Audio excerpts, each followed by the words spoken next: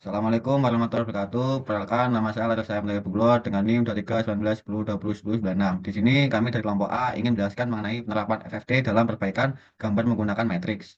Untuk pendahuluan, di mana seiring dengan berkembangnya zaman pada saat ini, sistem pengenalan diri merupakan salah satu sistem biometrika yang bertujuan untuk mengenali identitas seseorang secara otomatis dengan menggunakan teknologi komputer. Pengenalan diri dengan menggunakan sebagian tubuh atau perilaku manusia yang mempunyai ciri khusus, salah satunya seperti wajah. Sistem pengenalan wajah bertujuan untuk mengidentifikasi wajah seseorang. Karena itu dibutuhkan pengolahan citra untuk proses analisis citra yang melibatkan persepsi visual, memiliki ciri masukan berupa data dan keluaran berupa informasi yang berbentuk citra. Secara umum, pengolahan citra didefinisikan sebagai pemrosesan citra dua dimensi dengan komputer. Ada juga menguraikan bahwa citra digital merupakan barisan bilangan nyata maupun kompleks yang diwakili oleh bit-bit tertentu.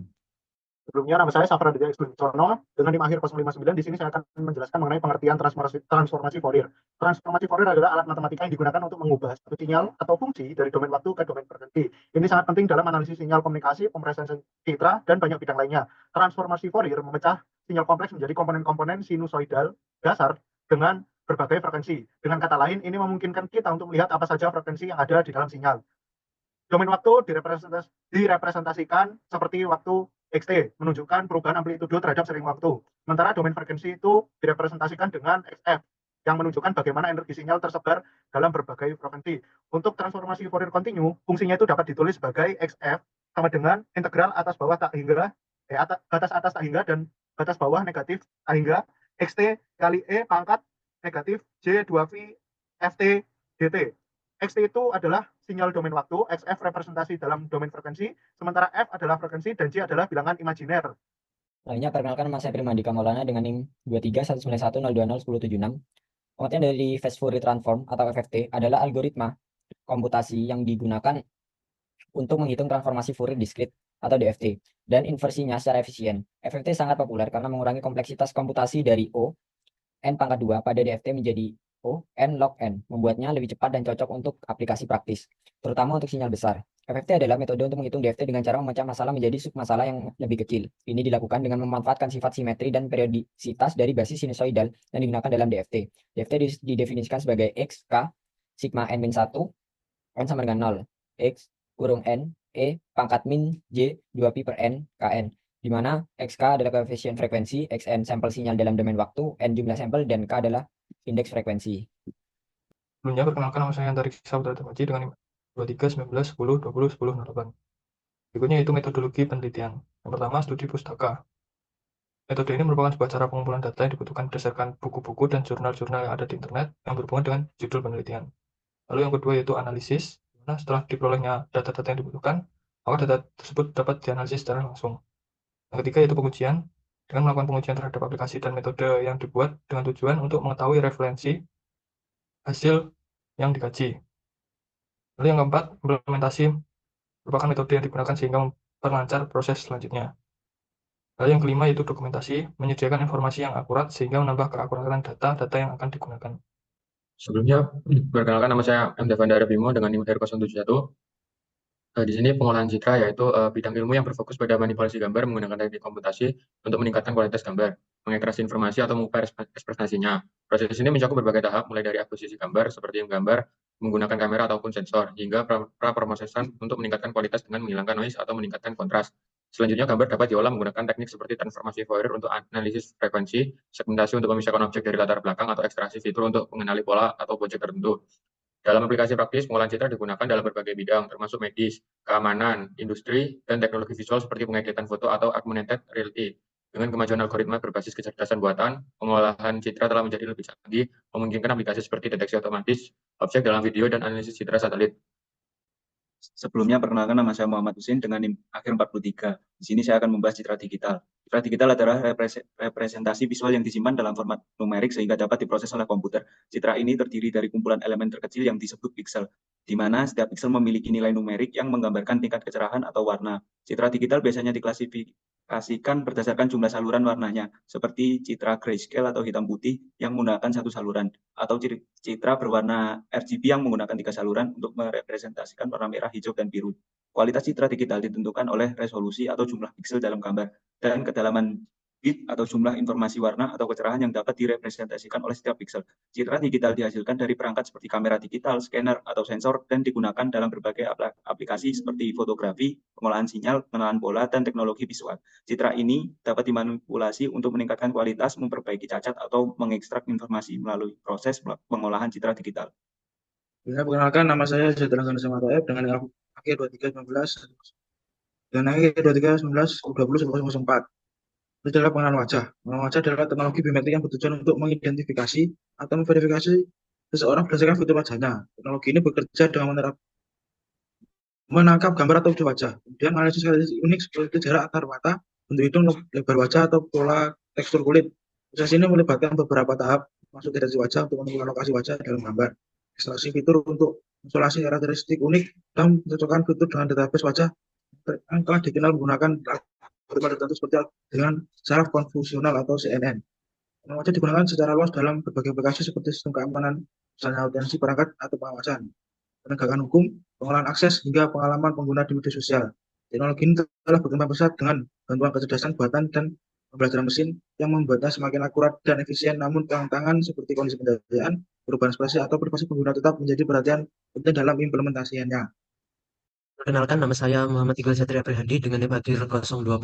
Selanjutnya yaitu peningkatan kualitas citra. Jadi peningkatan kualitas citra adalah proses dalam pengolahan citra digital yang bertujuan untuk memperbaiki kualitas visual atau memperjelas informasi penting dalam gambar. Proses ini dilakukan dengan berbagai teknik seperti penyesuaian kontras untuk meningkatkan perbedaan antara area terang dan gelap, penajaman untuk memperjelas detail, dan pengurangan noise untuk menghilangkan gangguan yang menggaburkan citra. Selain itu, metode seperti histogram equalization sering digunakan untuk mendistribusikan tingkat kecerahan secara merata, sehingga citra tampak lebih seimbang. Peningkatan kualitas dapat melibatkan teknik interpolasi untuk memperbesar citra tanpa kehilangan terlalu banyak detail serta filter spasial atau frekuensi untuk menghaluskan atau menyoroti fitur tertentu. Aplikasi dari peningkatan kualitas citra mencakup bidang medis, misalnya memperjelas hasil MRI atau CT scan, fotografi, pemantauan satelit, dan pengenalan pola. Proses ini sering digunakan sebagai langkah awal dalam analisis citra untuk memastikan data visual siap untuk diproses lebih lanjut. Perkenalkan, nama saya Primadi Kamola dan dengan NIM Akhir 076. Di sini saya akan menjelaskan mengenai perhitungan matriks, di mana matriks adalah susunan angka, simbol, atau ekspresi yang disusun dalam baris dan kolom berbentuk persegi panjang. Matriks biasanya dinotasikan dengan huruf kapital seperti A, B, atau C, dan elemen-elemennya ditulis dalam tanda kurung atau tanda kurung siku. Dalam matriks terdapat beberapa cara, yaitu penyembelihan matriks, perkalian matriks dengan skala, dan transpos matriks. Penyembelihan matriks dapat dijumlahkan jika memiliki ukuran yang sama, misal M kali N per times M kali N. Caranya adalah menjumlahkan elemen-elemen yang bersesuaian. Kemudian perkalian matriks A, M, N per times Mn dapat dikalikan dengan matriks B, yaitu N kali Pn per times N kali P, jika jumlah kolom A sama dengan jumlah baris B. Perkalian matriks dengan skalar, setiap elemen matriks dikalikan dengan skalar atau bilangan tunggal. Untuk transpos matriks A ditranspos atau biasa dilambangkan dengan A pangkat T, dengan menukar elemen baris menjadi kolom atau sebaliknya. Berikut adalah contoh dari perhitungan matriks. Seperti yang tampak, terdapat matriks A, B, dan transpos matriks C. Penjumlahan matriks A plus B, di mana 1 plus 5 adalah baris ditambah dengan baris. Kemudian perkalian skalar, yaitu matriks A dikali dengan C, yang di mana pada matriks A dikali 2. Untuk perkalian matriks yaitu A kali B.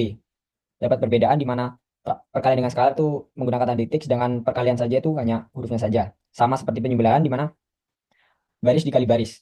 Kemudian ada transformatik, yaitu perubahan dari baris menjadi kolom, seperti matriks A 1, 2, 3, 4, yaitu ditransport A pangkat T sama dengan 1, 3, yang dimana sebelumnya baris menjadi kolom.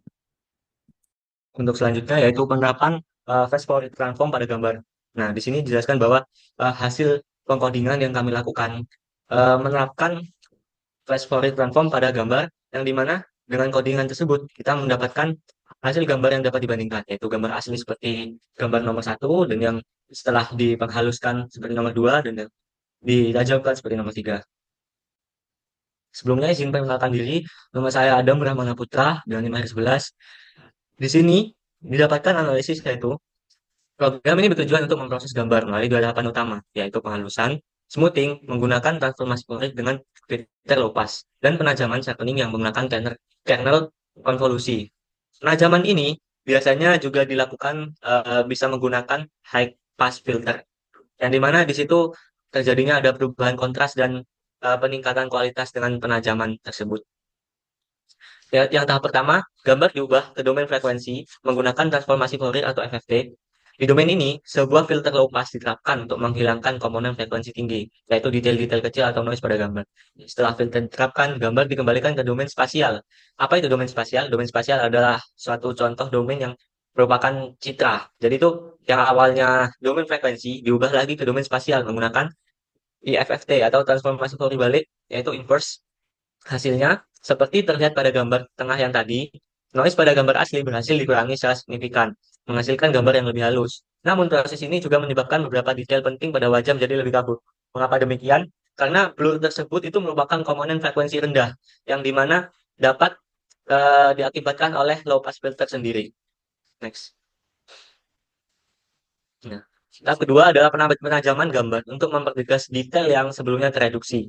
Nah, yang awalnya tereduksi karena low pass filter, di sini gambar ditajamkan dengan menggunakan kernel konvolusi berbentuk matriks yang seperti dijelaskan pada Mas Prima sebelumnya, dengan nilai 0, min 1, 0, min 1, 5, min 1, 0, min 1, 0.